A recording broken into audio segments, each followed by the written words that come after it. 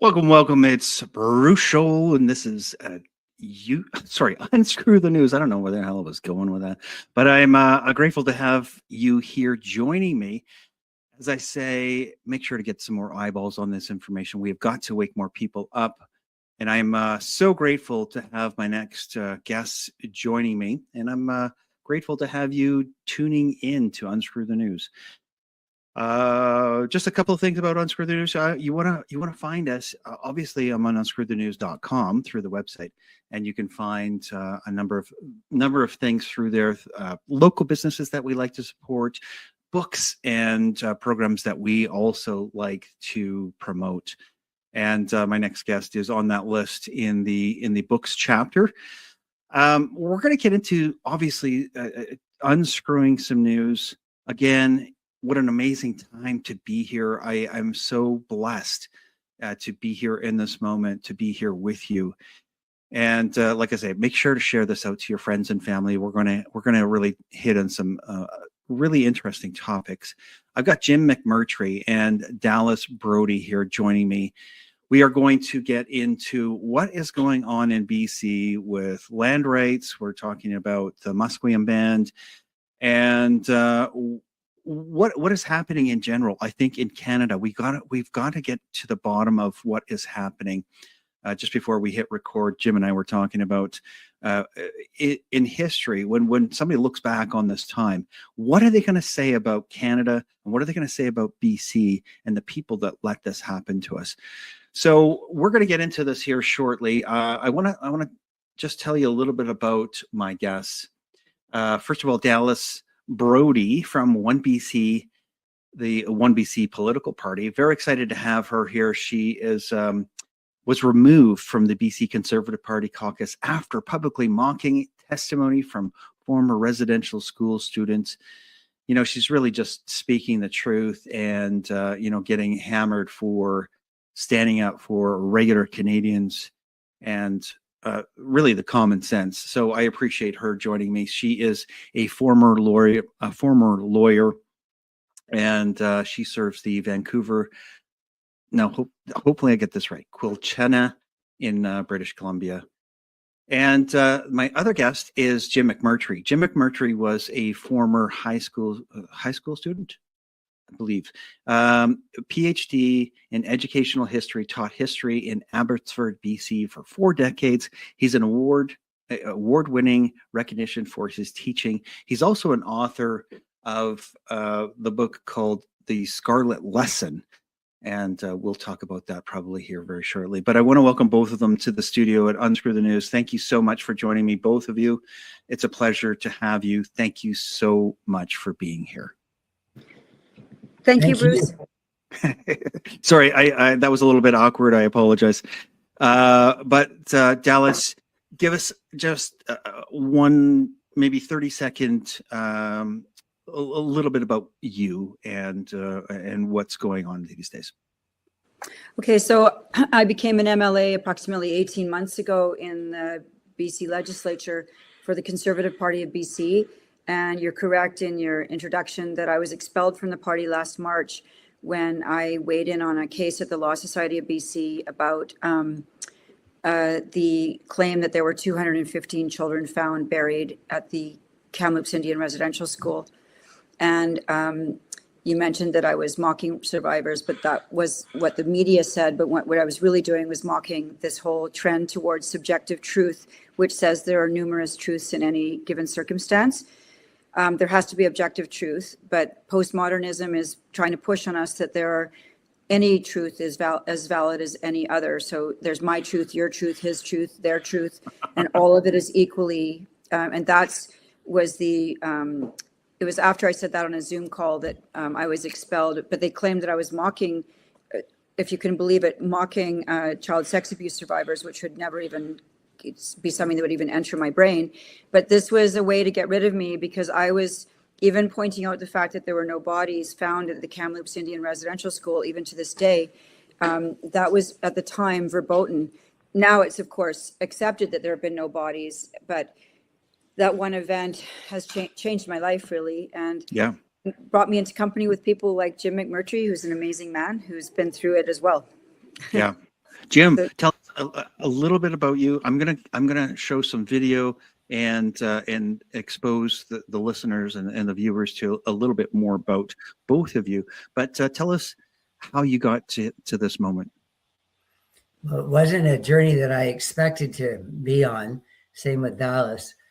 So 5 years ago, I said something that I knew was historically accurate about residential schools, but it was in contrast to what was being said right around not just the country, but the world, about the most grisly thing imaginable: teachers murdering 215 kids and having 6-year-old students bury these murdered children late at night and put in unmarked graves, and no one knowing about this for over half a century.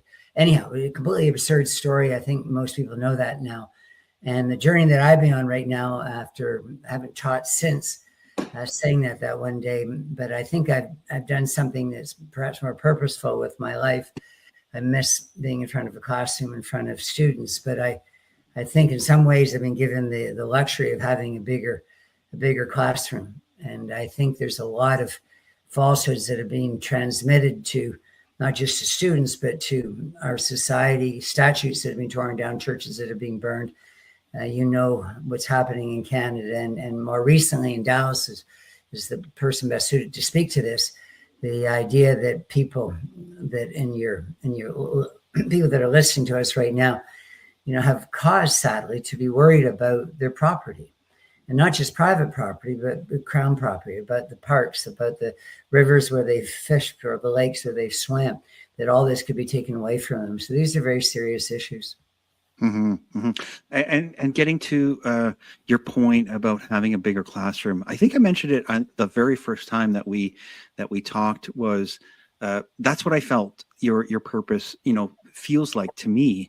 And I'm an outsider looking in on what you're up to, but it really does feel like you're helping to maybe heal a wound, hoping to maybe correct history, and maybe get us out of this deep well of insanity that we're going through this time of I don't know how you're going to frame it when you look forward 50 or 100 years and you look back on 2021 in Canada. I don't know how that's going to be perceived, but hopefully what we're doing here can help us to recover from that crazy time. I'm going to bring up a couple of things that I wanted to. So obviously, maybe Dallas, I know that you're super busy. Maybe you didn't see what was happening here in Calgary, but I'm going to bring this up. So Francis Widdowson was here in Calgary for the ceremony that we were going to remove the 215 pairs of dirty, rotten shoes on the steps of City Hall. For $7.5 million of taxpayer dollars, we were going to move them to the once great Fort Calgary, which has now been reclaimed by the indigenization groups. Anyway, I'm going to play a little bit of it here, and just so you can get a sense of what's going on here in Calgary. The mayor, this is embarrassing. What does the mayor think about this sign here? It's got falsehoods in it. I want to know what's going to happen with the shoes. Are they going to bronze the shoes?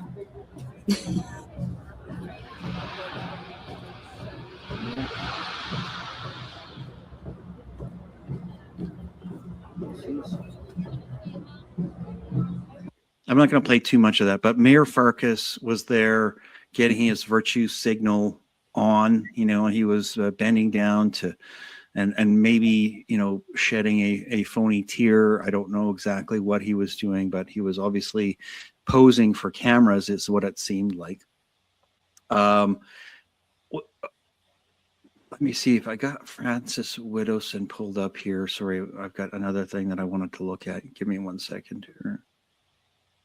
You've got to see this guy, and you guys have both been accustomed and been at the pointy end of this sort of person, but I want to play just a second of this person, obviously addressing Francis Widdowson, and he doesn't think that she should be here in Calgary on the steps of City Hall. So let's listen to this for a second. Just arguing about the Kamloops case.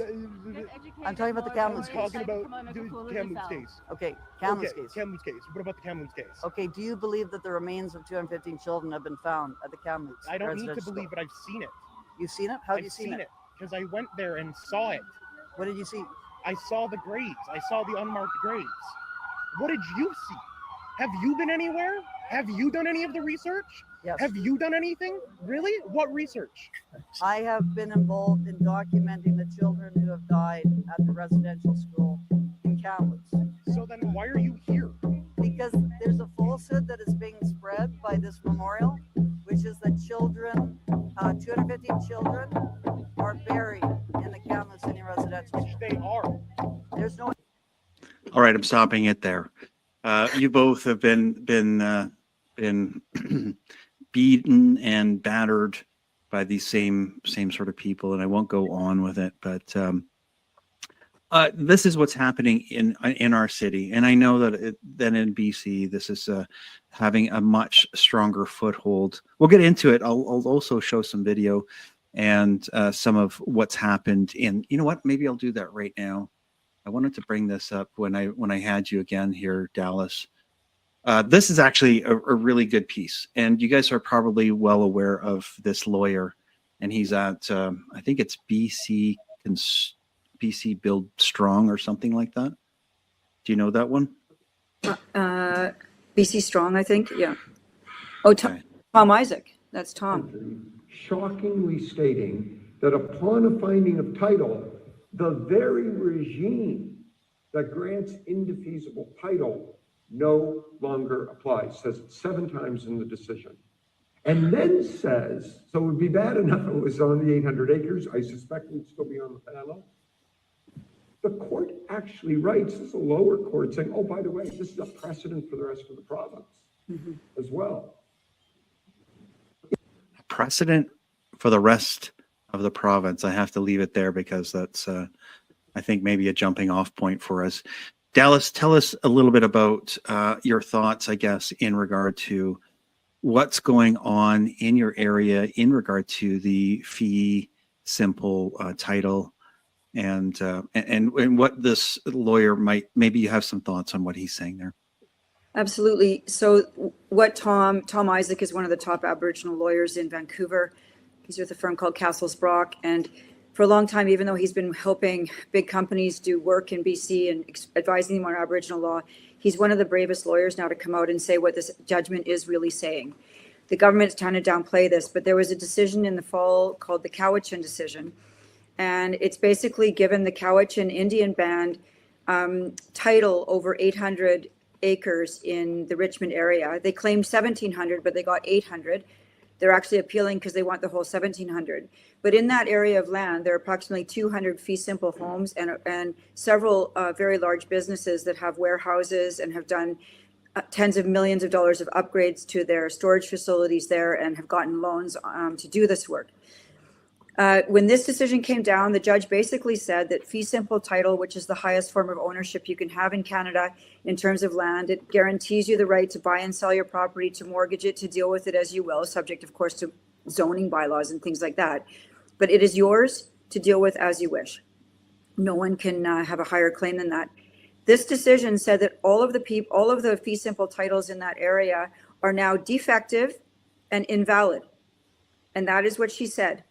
And the shockwave, the property owners were never given notice of this trial. Right. And in fact, they didn't even, and 2 times it was brought up that perhaps all of the fee simple owners in the area should be notified of the lawsuit, but they never were. The lawsuit went on for, I believe it was 10 years. And it 10 years? Yep, and it spanned over 500 days in court. You can, a 500-day trial. This is, I think it's the longest trial ever in the history of Canada. There were something like 85 lawyers involved, but none of these homeowners even knew this lawsuit was ongoing. So after this judgment, the mayor of Vancouver, Malcolm Brodie, no relation, but probably the same Scottish clan, he decided to take it upon himself, and he went out and delivered a letter to each of them by hand saying what's happened to their title, and then held a public meeting, and people were just stunned. And now, basically not one property, not one home in that area has sold since this judgment came down. Mortgages have been denied. One of the major commercial property holders out there, Montrose Properties, has filed a claim to have the entire trial reopened, because we're talking hundreds of millions of dollars worth of value. Now, the BC government tried to downplay this, saying, oh, it's no big deal. Aboriginal title can coexist with fee simple, but we know that that's not true. You can't have two titles to a property. And then in order to get people the ability to still mortgage their homes, the government said they'll guarantee the loans, which is unacceptable, because why should other taxpayers be paying for a mistake of government? But so that is what that Tom is talking about in that decision. And that was in the fall. And the knock-on effect of that judgment is still coming. And there's one report that those properties have dropped by 40% in market value. I would bet it's much higher than that. But they're even publishing that number now. So this is a big problem. And then, and Jim might want to comment further on this one case, but then we had another thing happen just 3 weeks ago in Vancouver, which is now adding to the magnitude of what's going on out here. And I'll wait until you're ready to talk about the Musqueam deal when you want. Yeah. Jim, do you have any thoughts on the lawyer or anything that I showed? I mean, I was showing some footage of Francis, because you guys can tell me if I'm wrong here. And definitely I'm looking at the historian, but this all started, and it really came from the I don't know what the right words are, but saying that 215 children were murdered in Kamloops was the impetus for all of this, is it not? I mean, it was the fuse that lit this fire. I mean, we're talking, you mentioned it. I mean, churches being burned, now, land titles being given to bands, all of the, I guess the sort of the riots, the stuff that you guys are facing when you're, talking to university students.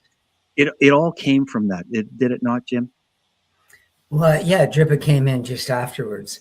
What I would like to address, it's absolutely lovely listening to Dallas as a lawyer talk about the legal ramifications of this. What I'd like to do right now is just compartmentalize myself as a teacher. There was a student or a young person speaking in front of Francis, and he was saying that he saw graves that he didn't see. All he saw was somebody putting markers on him over a septic field, which used to be an orchard, and before that agricultural land, in front of the Kamloops Indian Residential School. So what's fascinating for me is people having such credulity, a willingness to believe in something that doesn't exist. And of course, most of Canada is that way. And so I think what Francis's mission is to start to get this big mosaic unraveled. You start with the 215, because it's obviously, a falsehood. And yet it's hard to do that. It's hard to go on the university campus 5 years later and get anyone to agree that they didn't find anything, and there never were missing children, there never were murderous teachers, and there never was parent letters saying, where is Sally, where is Johnny? So that in itself is fascinating for me as a teacher. What they're doing in schools with kids, and they have particularly since late May of 2021, is they've told kids that a genocide has been committed. A year after the 215 announcement, just over a year afterwards, the federal parliament, all parliamentarians at the time, voted unanimously to call Canada a genocidal state. That would not have happened for the 215. The decision with the Cowichan, with the Musqueam, what happened in Haida Gwaii, all those decisions were very unlikely to ever have happened if it weren't for the 215. So that is, many people's minds, original sin. And it's allowed, I think, people, and particularly judges, to take the criminal justice system, take our Constitution, and twist it in ways that it was never intended. The people, including my fathers, involved in the patriation of our Constitution from Britain in 1981, formalized in 1982, He was there with the Queen. It was about giving all Canadians basic fundamental rights like equality. None of this Section 15B or Section 35, exceptions and so forth. And now all we're doing is we're creating a future for our country where if you have a speck of Indigenous ancestry, then you're the new nobility. And if you don't, then you're going to be a medieval serf where you'll never have title to anything. So these are very serious things. And the last thing I'd like to say, and I, Dallas is always been so kind to me, but I would love her to disagree with me if I'm saying something that she doesn't like to hear. But I have lawyers in my family and judges and so forth. And when I bring up these topics, they all look at me like I'm a few cars short of a full deck. You cannot. This is what we've done in Canada. This is what case law is and has been for decades. And these were the laws, right? This is what we do right now in Canada. We have reconciliation, we have Gladue, we have Delgamuc, we have all these important decisions. This is the way it is. You can't just throw it away. But all of a sudden, there was a new politician came on the scene for me about a year ago. Maybe I have my dates wrong. And to defend a lawyer who's in trouble with the Law Society of BC, and she's on the screen with me. And for the first time, we had an elected official who was saying the same things that I've been saying. So I don't feel so crazy anymore. Yeah. Saying you need to address all of this. You can't just take out land acknowledgements, which Dallas would like to do, from public institutions. That's not going to do it. That's a start. You have to address absolutely everything that takes away people's fundamental rights. You have to return British Columbia to what it was. Nobody envisioned in 1858, James Douglas and others, that we would have a century and a half later, that we would have race essentialism, where we would have race supremacy. These are the ugliest concepts. This is nothing against Indigenous people. This is entirely for the interest. If Canada is going to stay together as a country, you cannot give different rights to different people. Exactly. We need to have law and order and equally applied. That's the basis of just a civil society. As a lawyer, Dallas, speak on that. Any race-based law is fundamentally racist. So people like, when I first came to the defense of Jim Heller, who was suing the Law Society for defamation last year when I was the AG critic, he was suing them because the Law Society called him a racist for pointing out that there was a mistake in the Law Society materials, the mandated course on Indigenous education, saying that there had been bodies found. It's been confirmed by our Court of Appeal, the top judge of the Court of Appeal, Justice Len Marchand, who's Indigenous himself, who says it's only potential burials. Nobody still had any proof or evidence of this. And so for that statement, I was just ripped to shreds by the attack dogs for the reconciliation industry. And honestly, it was a shock to me because I thought it was pretty obvious to point out that we have to have truth at the Law Society. If we're not going to have it there, then we will simply not have it anywhere. But I didn't realize the hornet's nest I had kicked at the time, because the tentacles of this reconciliation industry, honestly, they are throughout every single aspect of life in British Columbia to a degree I had no idea at the time. But this is a project on steroids that is infused into every aspect of life in British Columbia now. And I don't think the majority of British Columbians knew this unless their business was being directly affected by it. But it is something that has been rolling out very quietly under the surface, unbeknownst to a lot of people, what's been going on. And it has become this monster issue in BC. And I agree, this is not about, disliking Indigenous people. And I get Indigenous people phoning me saying, thank you, because the truth is the money isn't going. Like, a lot of Canadians fell into supporting this kind of thing because a lot of us felt that the Indigenous people weren't doing as well as they should be after all these years and still falling behind in terms of their life, and now boiled water advisories and all this kind of thing. And so, well, we have to admit that there was a bit of guilt, right? Yeah. And people did feel badly about it. And so they used our decency against us to implement a program that has actually started to disenfranchise British Columbians, and they didn't realize that this was the end game for these groups that are pushing this. And I think that, and even Native people call me because they're being treated, they're not getting the benefits of all of this. And besides that, they don't like the way their bands are running. But the reconciliation industry is comprised of 4 groups. The people who are getting this money largesse are the chief and council, developers, consultants, and lawyers. Mm-hmm. And it's staying at that level. It's not trickling down to improve the life of the average ordinary Indigenous person. And so this is the fundamental problem. But nobody wanted to talk about it. Why? Because you're called really mean names. I was called a racist, a Nazi, a fascist, a denier, you name it. I've been called everything. And deplorable, disgusting, vile. I just had to take it because I'm like, well, if speaking the truth is this what gets you, then we're in bigger trouble than just my little life. And so I've withstood it, but now people are going, and now even the band has admitted that there are no bodies there. This is so. Oh God, I wanted to ask you. Oh, God is right.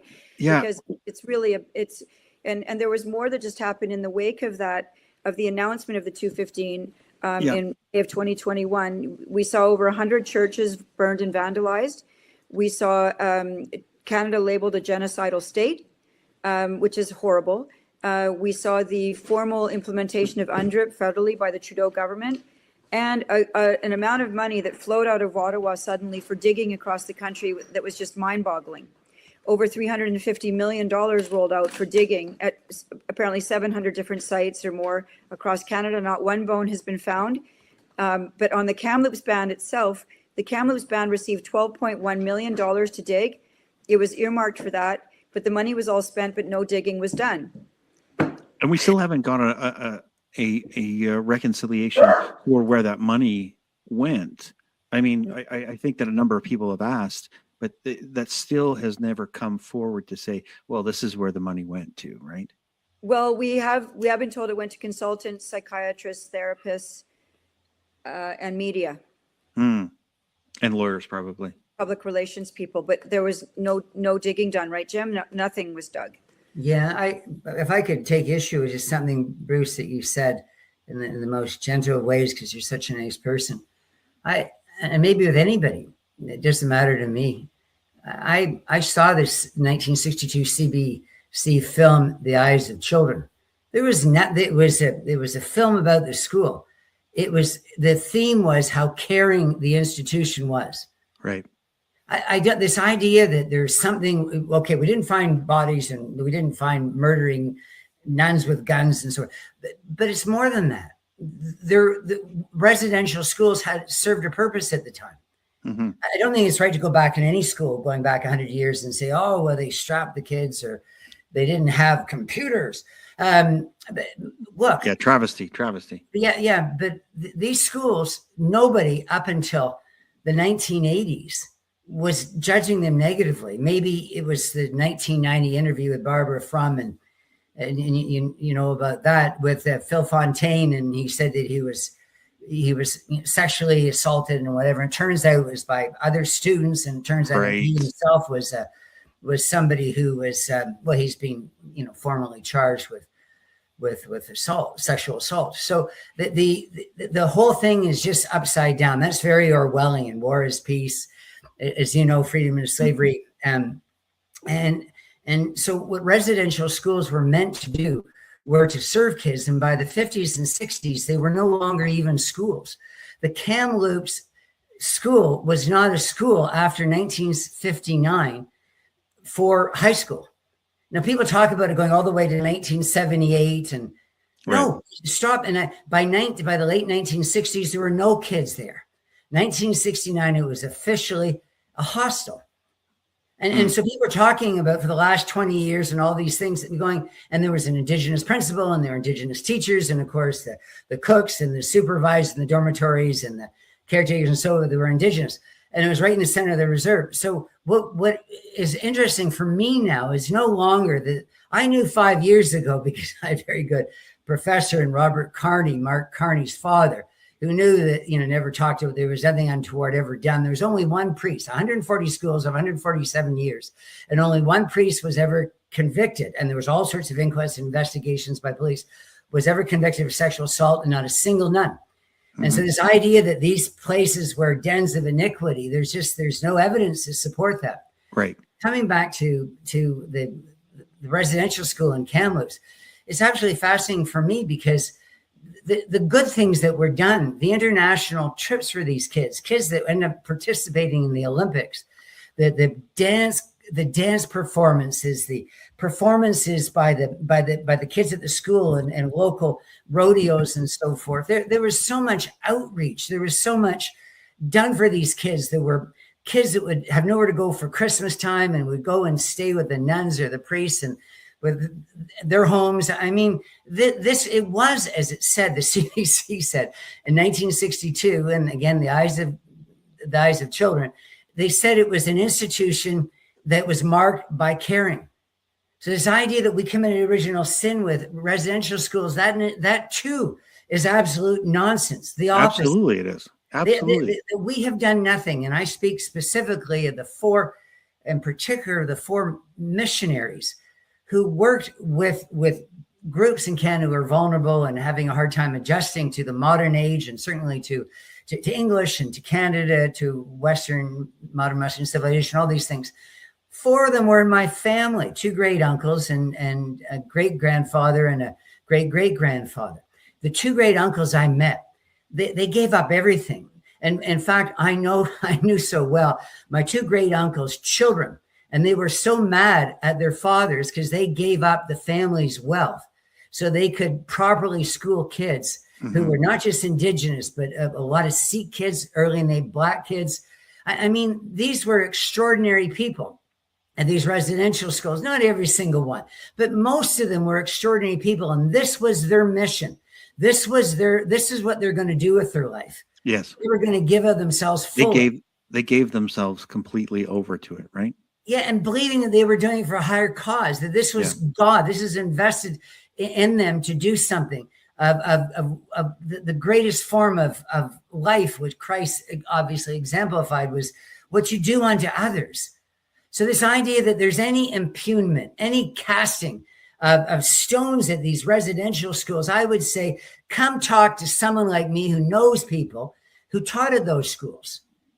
It's just so absurd. And the people that say all this nonsense, like that kid talking to Francis, that young guy in Calgary, I bet he's never read a book on Canadian history, no, probably not. Residential schools, never listened to someone who went to those schools. I mean, and the last thing I'll say, I am not insensitive to Indigenous people who say that they had trauma in their lives, because I bet a lot of them did. But one thing we need to be honest about, a lot of the elders that talk about being put in an electric chair or seeing kids drowned or hanged, put into incinerators, all these stories that are just so absurd, little kids having to bury other kids late at night, they did have trauma in their lives. They did, but it wasn't from the school. Mm-hmm. I completely agree.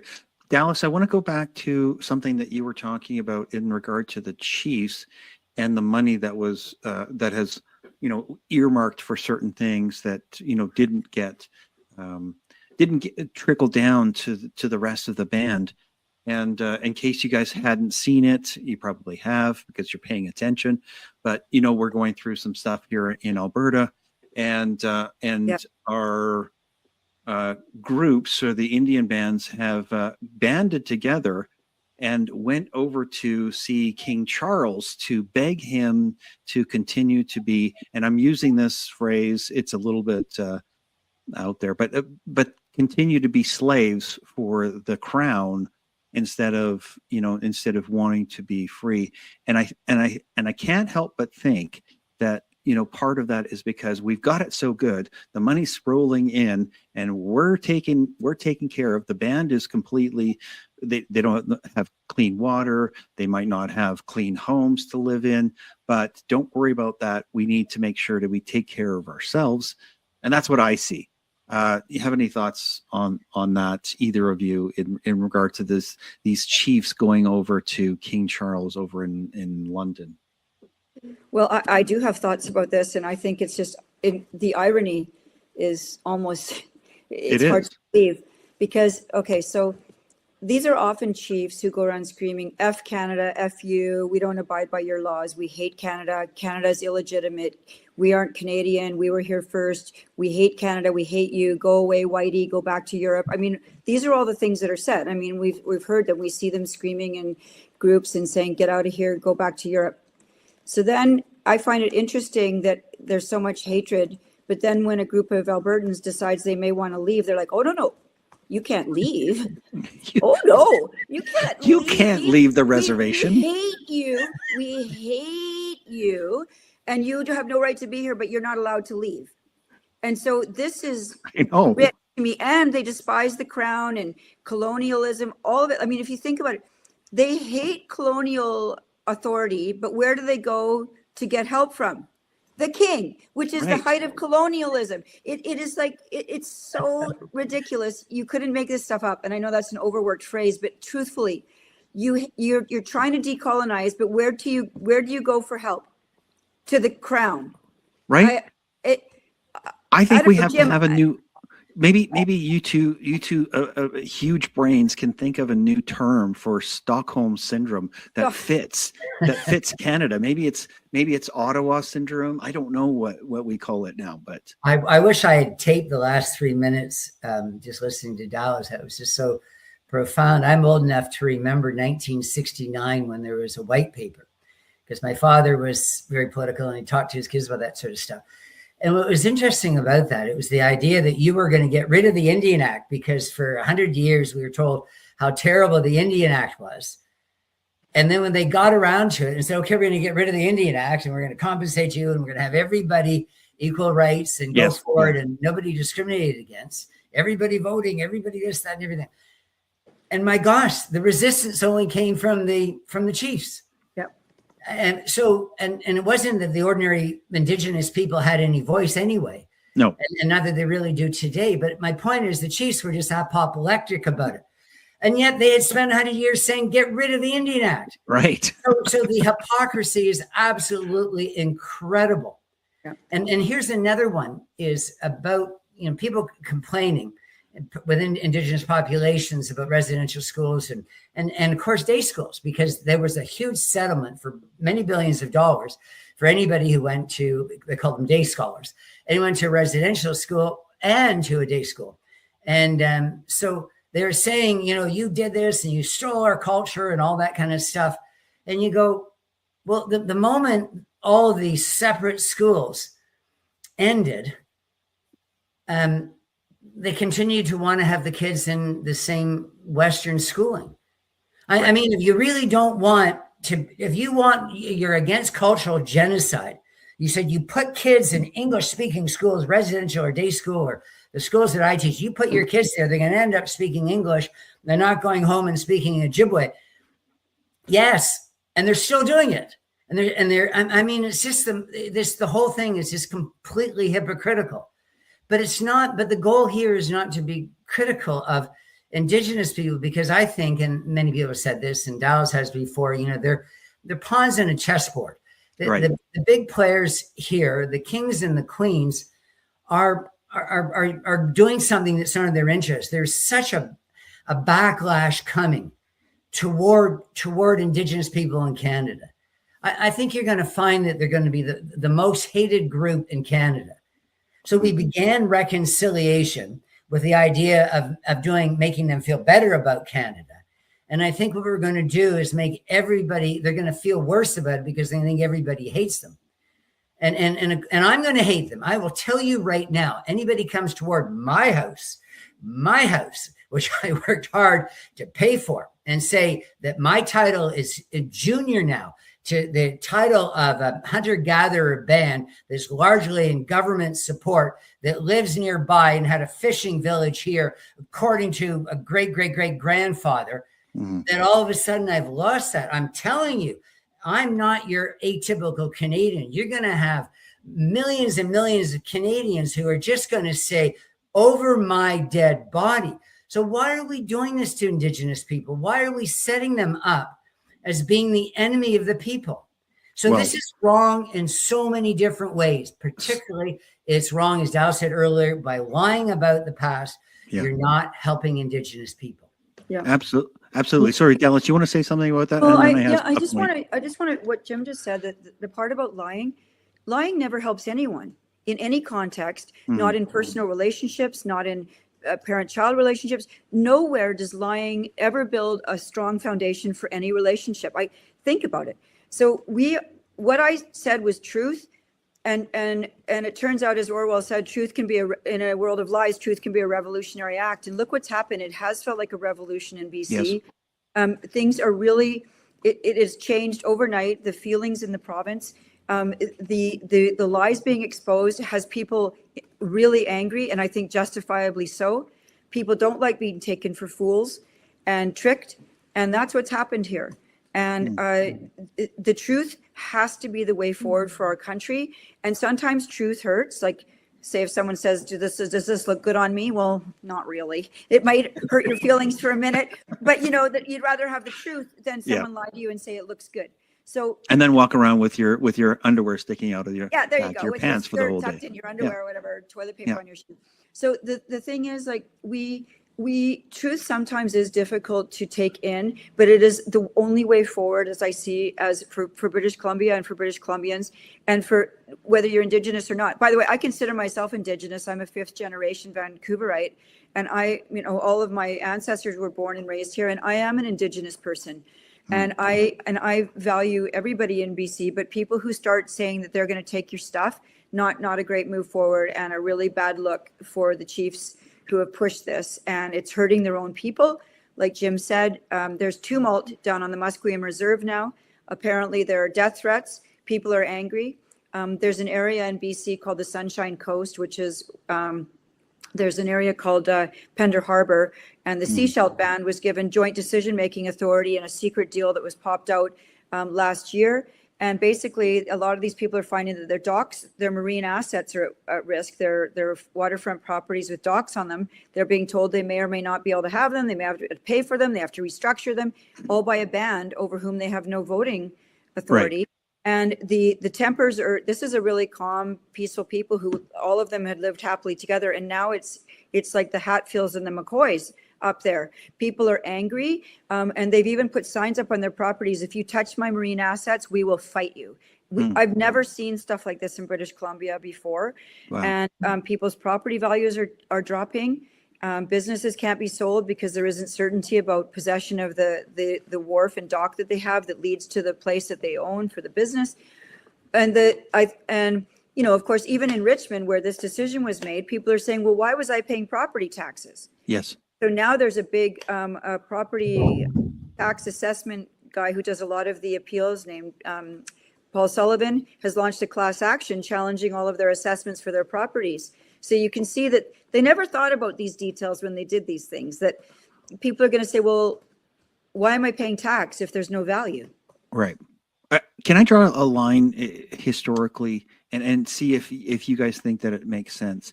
To me, it seems very, and I've had a number of discussions with people that have lived through the Cultural Revolution in China. And to me, the Indian bands seem like they're the Red Guard. They're given this power. You and I talked about it, Dallas, in regard to the Orange Guard, right? Yeah, that you have them. Yeah, and I think that's what they're being utilized for, is they're and Jim, you mentioned this, like they're the pawns in this scheme. So they're given authority, they're given power, and they believe that they own the land. And then we have UNDRIP and DRIPA that essentially is what it's all about, is to take it all away. I mean, it's the Indian bands may have it today, or they may be thinking that they actually are going to be owning this, but it seems like there's a much bigger tactic behind this, and I think that they're being utilized. Do either of you think that makes sense? I know that I can see you, Dallas, shaking your head here. Jim, do Do you have a contrary to that, or do you I'd think love to that hear what that's Dallas is wanting to say. Well, just what happened at UBC. I mean, it's not the Mhm. everybody on the Indian bands who I would say are the Orange Guard. And that's a reference to the Red Guard, which malmobilized students and young people to attack old people for having what he wanted to get rid of the four olds, old Mhm. names, old traditions, old religions, and another old ways. And so they would beat older people. The students would get whipped up into a frenzy and then beat them with sticks, hurl insults at them, and in some cases kill these poor people who just had a store or something. So when Jim and I were at UBC to go out with Francis, and we were out there that day, it really did look like a Maoist uprising. Only Yeah. it was not indigenous. It was tons of white kids, all different types of kids, but they were all so whipped up into a frenzy and almost like their faces were twitching, their eyes were sort of crazy, sweating brow, shaking, yelling, challenging to fights.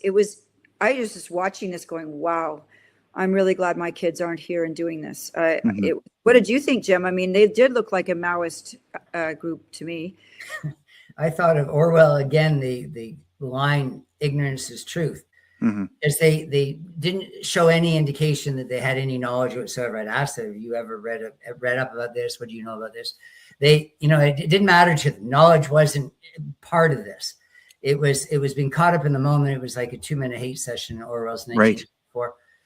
Yeah. And just coming back again to me being a teacher, and I talked a few minutes ago about hypocrisy. So when kids are doing daily land acknowledgements, because many schools, they are daily and they're repetitive. Yeah. And they do suggest, again, not only genocide in the past, but in the present, but we're living on stolen land. This is unceded land. And that, all the universities use the term unceded. So it's unlawful.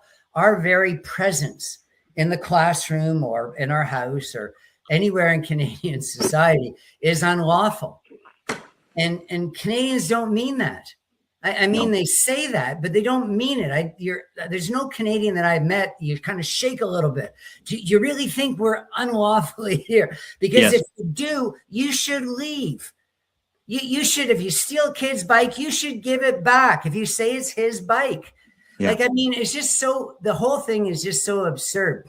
So once again, I think what we need to do with this whole issue is Dallas says you get at the truth. And what happened in the past and where we are in the present, and how is it best to run a society into the future? And I think we should all come to the agreement very quickly and consensually that everybody is equal in dignity. So it's just not going to work. And that's why Dallas, to me, is so important, not just because of her personal example, but because of the party itself. The party is called 1BC. Mhm. And the interpretation of that is only one interpretation. People have put all sorts of names. Dallas will laugh at this. One person sent to me, a critic said, "Oh, it's done BC." And but I mean, but 1BC is just such a clever idea, because it's the idea that BC is for everyone. Yeah. And you can't be a teacher in a classroom. That's all I am. I'm a teacher. I'm nothing more than that, nothing less than that. I don't ever look at the 30 kids in the classroom and say, these kids are worth more because of their ancestry. Exactly. Or because their sexual orientation, or because this child's changing genders, therefore I should give more attention to that child. Or as the BCTF does, I'll give $50,000 up to $50,000 to any teacher that changes his or her sex. I mean, what you need to do is start with very basic values. And I think 1BC above anything else does that. It's not taking an approach of saying, we're going to do this for this group and that for that group. I think fundamentally it's about what's best for all British Columbians. Amen to that. That's exactly right. And 1BC, that's the whole idea, is we should all have the chance at prosperity and all have a chance at a fair shake. A society can't promise you any more than that. They can't promise you equality of outcomes. And that's why the word equity is so dangerous. It has to be equal opportunity, because no matter what opportunity you give a person, they will either grow it or blow it. Like, you can give two children the same amount of money. Say you give two children each $15,000. Love it. One might grow it, the other might blow it, but that's their path in life. I mean, this is the prodigal son. This is how life rolls. And we are denying those opportunities to Aboriginal kids. It's not fair. We're consigning them to a life that nobody else in Canada has to live in. These communist ethno states that they're living in, where they can't even own title to their property. They can't mortgage it. They can't do renovations on their house without permission of a chief. What does that do to you? It takes away your agency.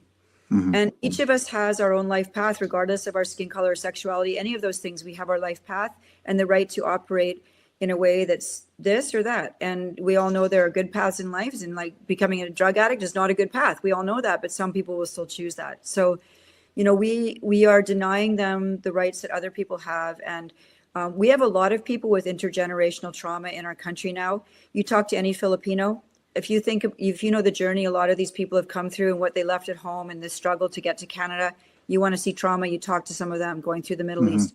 You want to talk to people who grew up during one of my accountants, his parents, he grew up in the Cultural Revolution.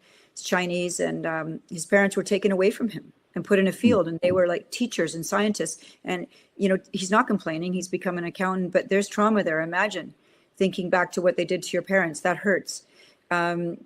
So I'm not denying that things haven't happened to people, but I think that we need to come to some truth about what were the choices of the people who came to Canada. They saw children living in terrible situations, some of them with no parents, some of them, you know, and they were coming here. You go back and say, well, would it have been better to leave them all lying there and doing that? And besides, apparently the chiefs came to them and said, part of the deal is we want our kids to be educated because they saw the world was changing. They wanted them to learn agriculture. They wanted them to learn some trades. They wanted the weapons and these things. Was it a perfect when civilizations collide? For sure, it's not. But, you know, we've all read it. Look what happened to the Irish with the Vikings arrive. I mean, it's been throughout our histories everywhere. There's been this stuff, but it's not helping BC, and now it's being used as a way to do business in a way that you don't have to abide by the rules that everybody else has. And we have a perfect example of that in Vancouver. There's a massive development that's gone up at the foot of one of our made bridges. It's called the Burrard Street Bridge. The land was given back to what's called the Squamish Nation. I still don't like that word because that implies more than what they're actually doing. But they got title to this land right beside the bridge, and they plan 11 towers with a total of 7,000 units. 3 towers have already gone up, and they are completely out of scale with everything around it. Completely out of scale. They've used glass that is colored black, which is not allowed on any other buildings in the city. They are only 18 feet from the bridge, where everybody else has to be 80 feet away. There's very little parking. They had no responsibility for any infrastructure or upgrades to schools, blah, blah, blah. So when given the opportunity to do this, the developer who partnered with them got greedy and said, we're going to build and this is 5 times the density of any other residential development in Canada. And it is huge. And it's like people, I think, are in shock about the magnitude of what's gone in here. And it could have been done in a neighborly way. But you see, the developers are saying, they're licking their lips saying, if we get in business with these groups, we don't have to abide by any laws.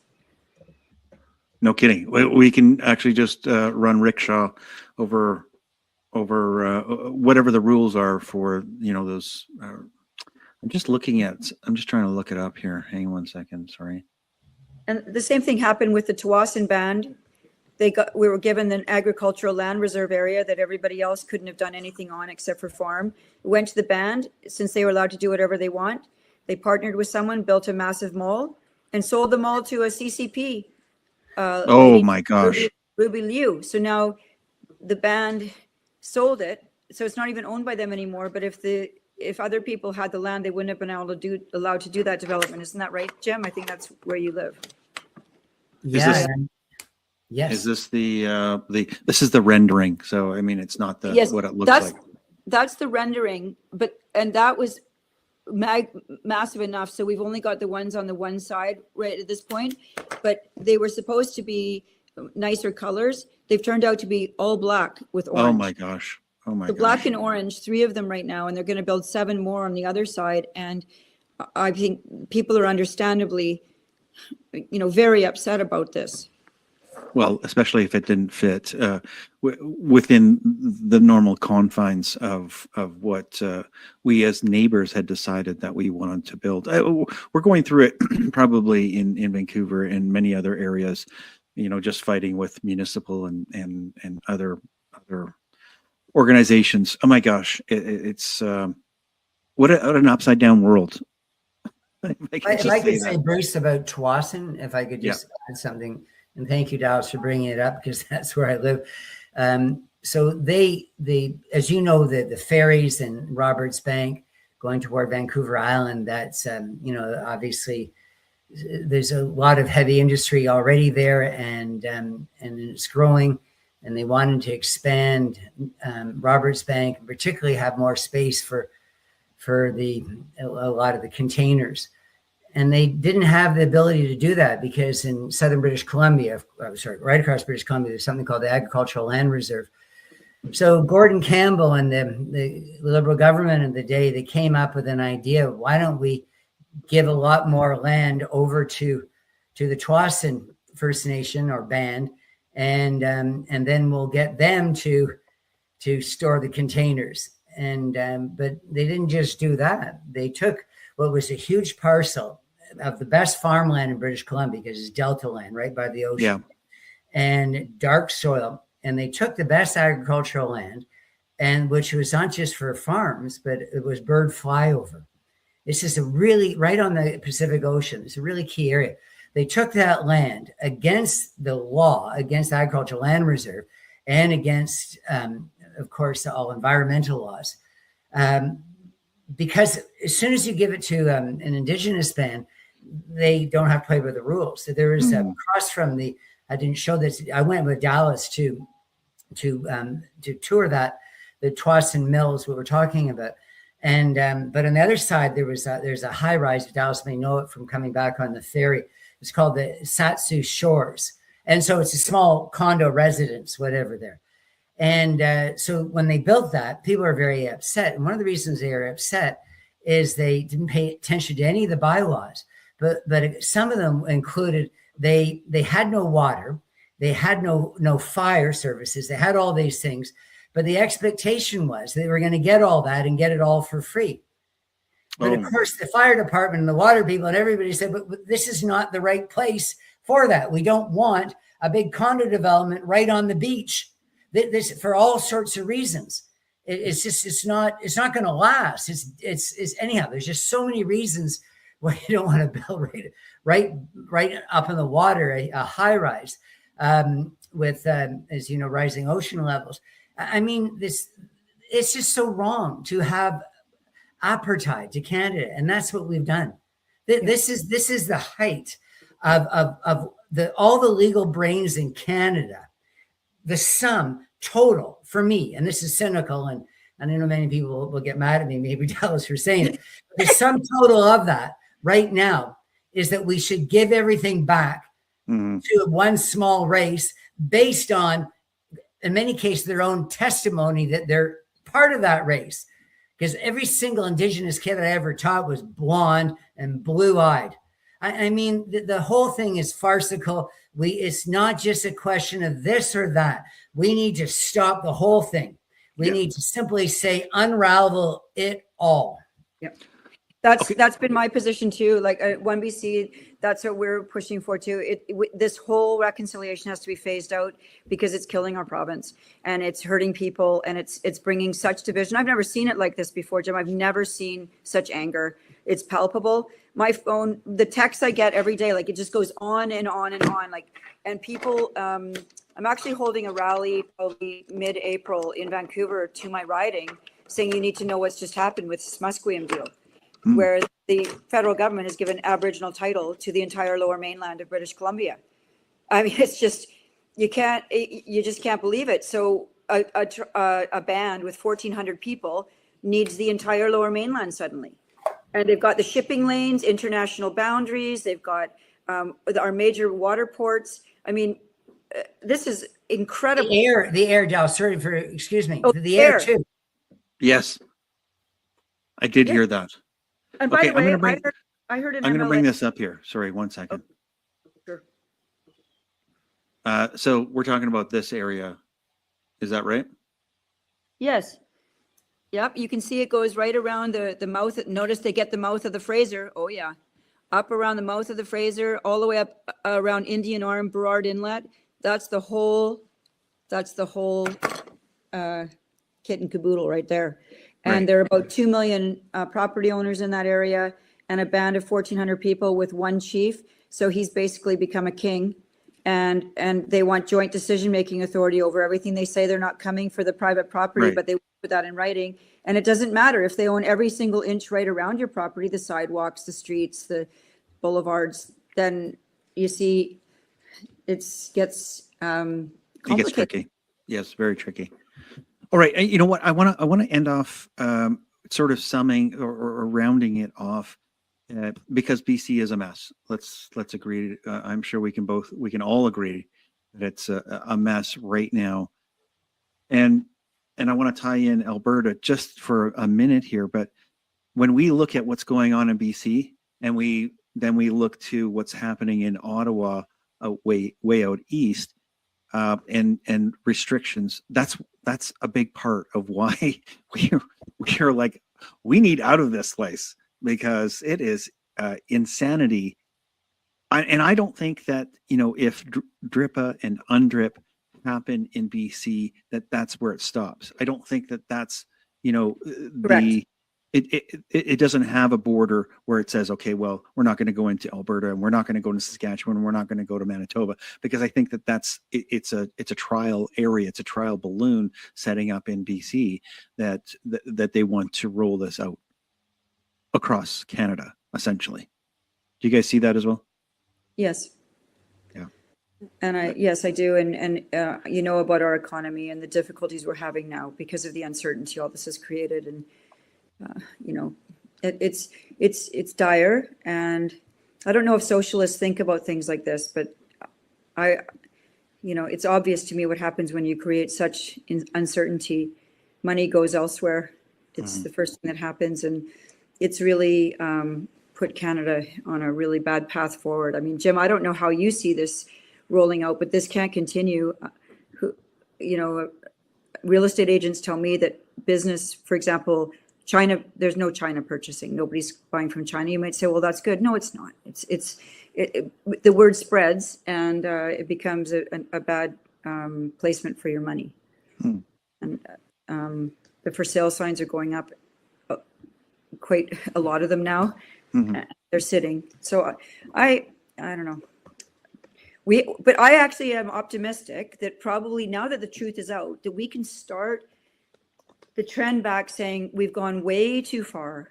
Yes. And it's time to say this has all gone too far. And it might take some people a while to swallow that reality, but I think the vast majority of British Columbians have said, even like with the gender weighing stuff, it's all gone too far. Yes. Drag queens talking to little kids, this stuff, it's just been a loony time.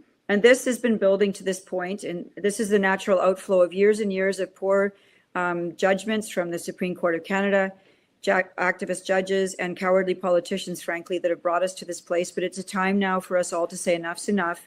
We need to look at this carefully because we're all going down. We all live here, and it's not going to help Aboriginal people or the rest of us if our economy tanks.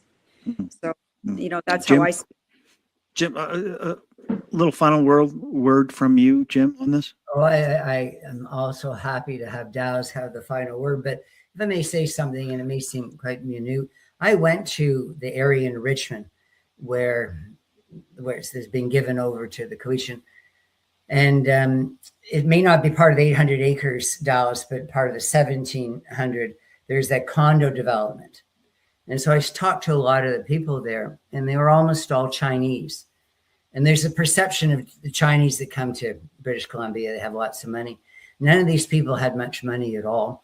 Many of them didn't speak English very well. And I was asking them what they're going to do, what they're going to do. A recent Chinese immigrant who's poor at English and doesn't have a dime and living in a rental in this condo, it's this apartment, rental and condo. What are they going to do to allow them to stay there? I mean, that's so unfair. There's so many victims here. I think particularly of the recent immigrants who come, and Dallas was down this path. So I think it's important to say, if you have come here from Syria or from Ukraine or from Nigeria, or all these places where their people have got all this trauma, and you place them in a classroom and you place them in a residence in Richmond or in Haida Gwaii or wherever. And all of a sudden, you've got all these white progressives saying, oh, it's no, this isn't yours. I know you paid for it. I know you're a student here in the classroom too, but none of this, no, Canada isn't for you either. I mean, it's just the most cruel thing to do to people who have lived trauma, to re-traumatize them in a country that's the beacon, was the beacon for the whole world, Yes. for how to take care of immigrants. Yep. It's that's a really good point, because I mean, that's obviously many people came here under the promise of free and opportunity, right? They didn't come here for free stuff. Dallas, I'm sure that your family didn't come here for free shit.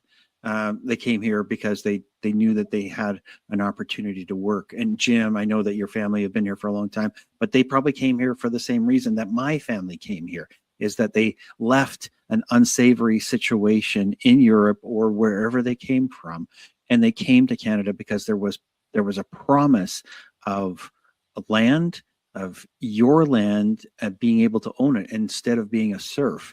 And you know, that's what it seems like we're heading back towards, is serfdom. Whether it's a king over in London, or whether it's a king in the Haida Gwaii or the Cowichan. I mean, that's really what this seems to be heading towards. Well, as soon as you don't have the ability to vote someone in or out, you are now no longer a citizen. You're a subject, and so nobody gets to vote for who's on these band councils except for the band, and it's questionable whether they even have proper elections. But if they get to have taxation authority, that means we are literally in the situation of being king and subjects with taxation without representation. And the band, under the Indian Act, the chief and council only have a fiduciary obligation to their band and not to the other people. But they are they're getting, like, they've got revenue from the airport now. They've got and remember, the Musqueam already had vast tracts of land in Vancouver. Like, it's one of the wealthiest bands. They are in a most beautiful area. And so you have to ask, why do 1,400 people need the entire Lower Mainland? Ask yourself that. And so I say there's got to be a bigger agenda at work here. Mm-hmm. I don't believe they came up with this idea to take the whole thing by themselves. I think they've been encouraged along the way by powerful entities, which I'm not sure exactly who's all behind this, but this seems like a real play for land collectivization, which is very dangerous to one of the cornerstones of our society, which is private property rights. And I see our private property rights not being super defended. And without that, I don't think we really have a country anymore without private property rights. So. I think you're right on that. You guys, I thank you so much for being here. I appreciate both of your times and both of your insight and your massive brain understanding of history and the world around us. So thank you so much for participating and doing your part to make Canada a better place. So thanks for being here on Unscrew the News. It's a pleasure. Thank you very much. Bruce. Yeah, thank you. Yeah. All right. I know that you guys have got lots to do. I will say goodbye here, and I hope all the best for you in the evening and the days to come. And I'm just going to say goodbye to the audience, if that's okay with you guys. Okay. All right, Jim, we'll talk to you soon. Thanks, Dallas. Okay. Bye, Okay. Bruce. God bless you guys. And thank you so Bless much you for too. watching. If you're still here with us, please make sure to share this out. We have got to wake up more people. Jim McMurtry, the Scarlet Lesson. Dallas, Brodie, you've got your Twitter handle there. Jim, do you want to say something else? Oh, okay. I appreciate both of you, and I look forward to our next conversation. We should do this again soon, and I'll reach out to both of you. God bless you all. Thank you so much. Thank you. Take care. Thank you so much for watching Unscrew the News. I appreciate your participation in freedom in Canada. Share this information and help others to wake up. God bless.